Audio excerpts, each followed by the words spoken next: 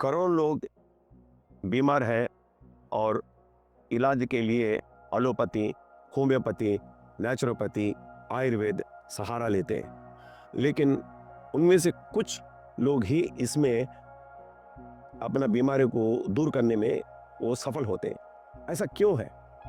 ये हमें समझना होगा। जो खास करके मैं बात कर रहा हूँ क्रॉनिक डिसीजेस, जो असाध्य रोग जैसा cancer, autoimmune disorder, liver cirrhosis, ऐसा जो भयंकर बीमारियां में है, तो उसमें 1% भी सफल नहीं हो पाते। उसका कारण अभी हम जानते हैं। जैसे जो नॉर्मल व्यक्ति जब जिंदगी में जीता है तो उसमें ऑक्सीजन भरपूर रहता है।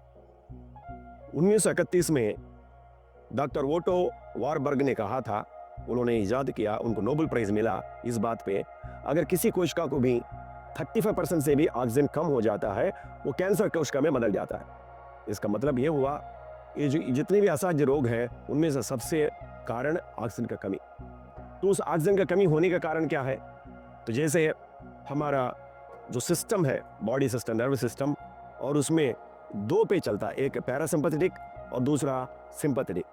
आम व्यक्ति नॉर्मल जिंदगी में खाता है, पीता है और सोता है तो पैरासिम्पैथेटिक इस्तेमाल करता है, पैरासिम्पैथेटिक हावी होता है, बॉडी को वो चलाता है। और जैसे ही आदमी तनाव हो जाता है, जैसे ज्यादा सोचने लगता है, तो वो सिंपैथेटिक नर्वस सिस्टम काबू में ले लेता है। तो जैसे सिंपैथेटिक काबू में आया तो हर कोशिका सिकुड़ जाता है, मतलब जो ऑक्सीजन का कमी हो जाता है। इस ऑक्सीजन का कमी की वजह से ही बहुत कम लोग इसमें फायदा जो उठा पाते हैं, जो इतना इलाजों में।